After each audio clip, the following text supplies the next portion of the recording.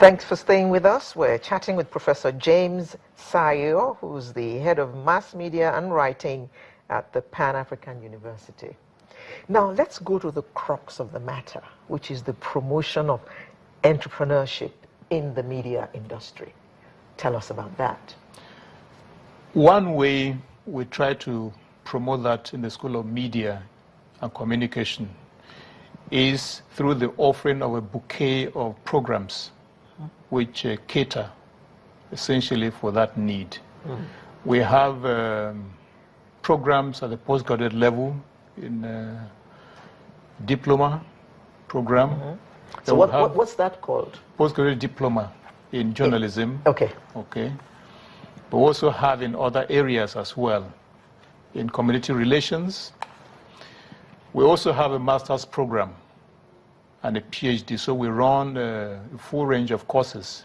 We were actually a graduate school before, but we have started undergraduate programs as well. Now, are you going to tell me how, by coming to take a diploma course in journalism, I can become an entrepreneur? Absolutely. How? Yeah, because we offer courses which give you that kind of experience. It's not just journalism I'm going to learn. No, not at all, not at all. Ah. Yeah, because we also offer courses in media enterprise, which is an area which enables individuals to own media businesses, creative industry businesses, and then to function in a way that will help them to create wealth, to be independent, and then to contribute to the economy.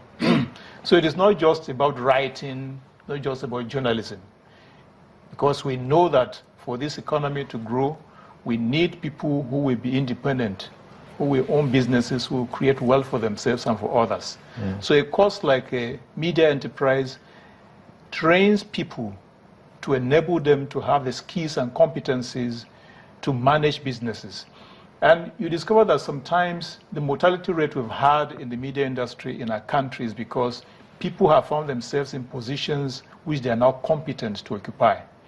An editor, for instance, whose business essentially is to write, does not have the requisite competencies to begin to manage a media house.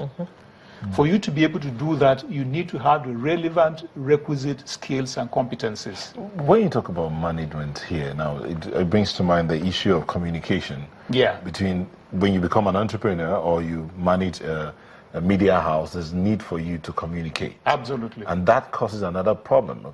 Information management styles.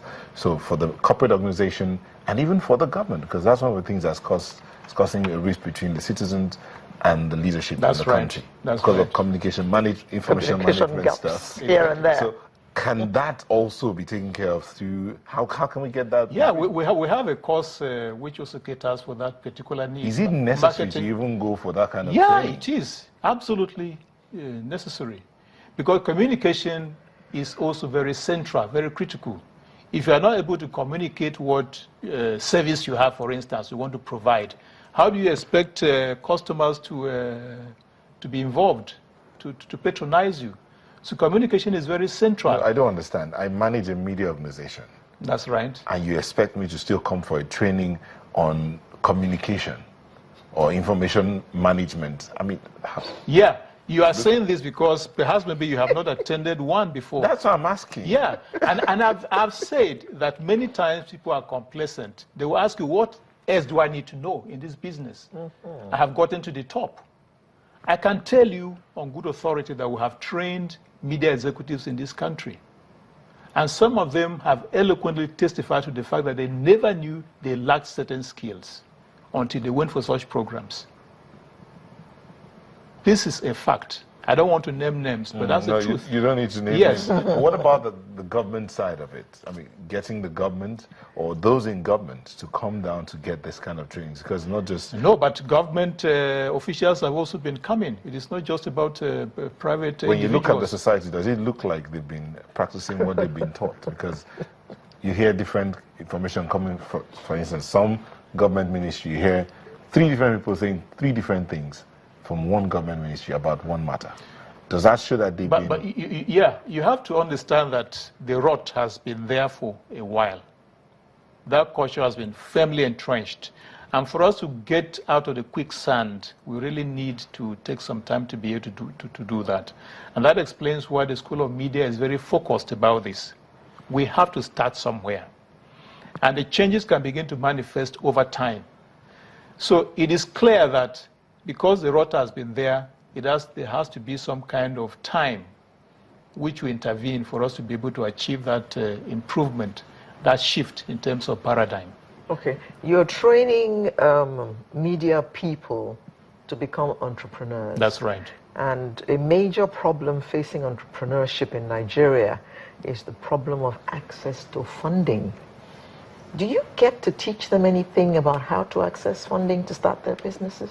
Yeah, we do that because in media enterprise and also in marketing communications, we teach our products, our students, this kind of, we try to help them have the capacity to be able to access funding.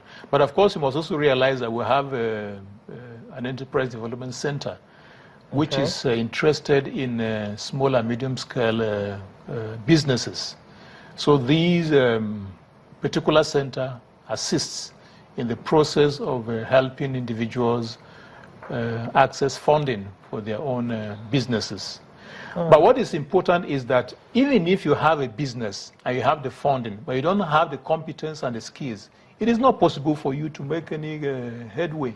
No. I'm talking about those who have attended your classes. They have learned now how to become entrepreneurs, but the only factor militating against them becoming entrepreneurs is access to funding. So they've already come to your school and acquired the skills. That's right. So my question is, do you also teach them how to access money to start? That is exactly. They have got the skills now and they want to go ahead and start a business? Yeah. One way we have also tried to do this is to have a close relationship with industry.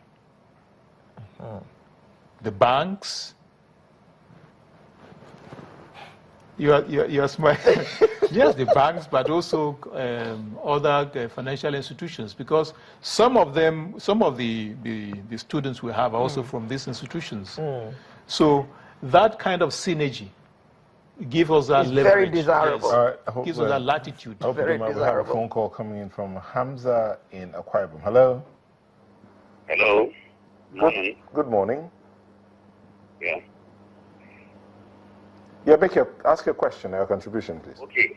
Yeah, wanting to know what is the organization or the institution is trying to do, to address this, what will I call it, the mismatch we used to have sometimes. The media houses, try to trivialize things and, the ethics. There's no more ethics and decorum into the way they go about their reportage, which also have contributed to, destabilizing and making people to be so ethnocentric and what have you. We don't focus on issues, rather, keep on tribalizing things, most of these media houses. So, we need to bring that into,